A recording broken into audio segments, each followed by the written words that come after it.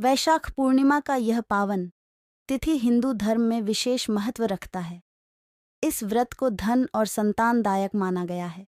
जो भी श्रद्धालु पूरे विधि विधान के साथ वैशाख पूर्णिमा की व्रत रखता है, उसके सभी कामनाएं भगवान विष्णु पूरा करते हैं। कहा जाता है कि जो कोई भी वैशाख पूर्णिमा की व्रत को कथा के साथ पूरे नियम के साथ पूरा करता है, उसके ऊपर भगवान विष्णु और माता लक्ष्मी की विशेष कृपा होती है। आज के इस वीडियो में हम आपको वैशाख पूर्णिमा के कथा के बारे में विस्तार से बताएंगे।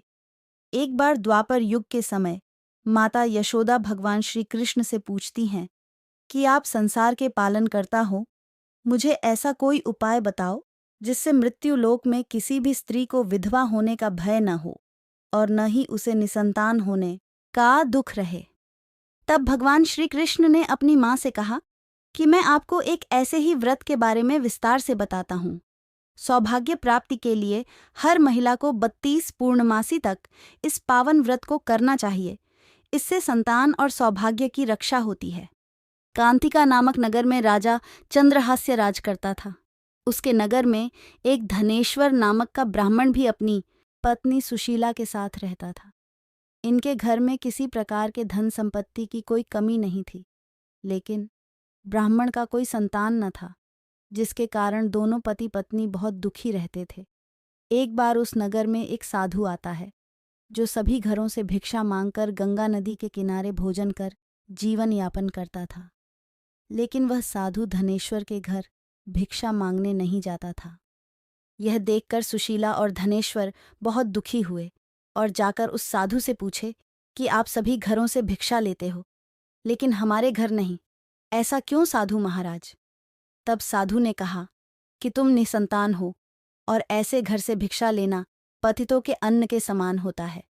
मैं पाप का भागीदार नहीं बनना चाहता, इसलिए तुम्हारे घर से भिक्षा नहीं लेता हूँ।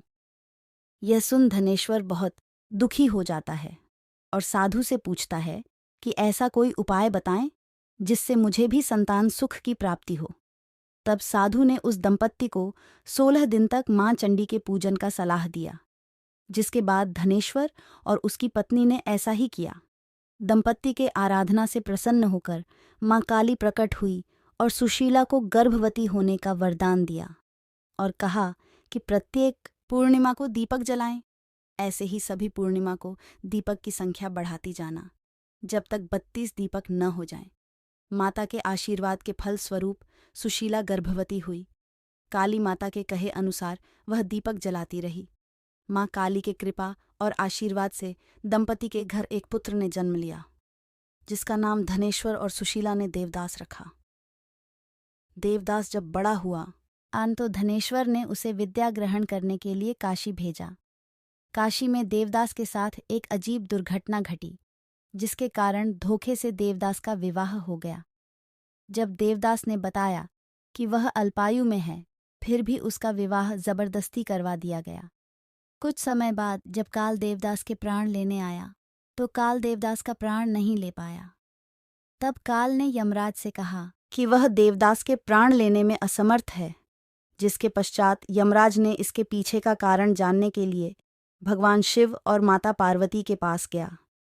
तब माँ पार्वती ने माता काली के वरदान के वृतांत को सुनाया और कहा कि ब्राह्मण दंपत्ति ने पूर्णिमा का व्रत रखा था, इसलिए काल देवदास का कुछ बिगाड़ नहीं पाया। तभी से कहा जाता है कि पूर्णिमा के दिन व्रत करने से काल से मुक्ति मिलती है और भगवान सभी मनोकामनाएं पूरी करते हैं। वैशाख पूर्णिमा की यह कहानी आपको कैसी लग कमेंट कर हमें ज़रूर बताएं। अगर आपको यह लेख पसंद आया है तो इसे लाइक और शेयर ज़रूर करें। ऐसे ही धार्मिक लेख पढ़ने के लिए जुड़े रहें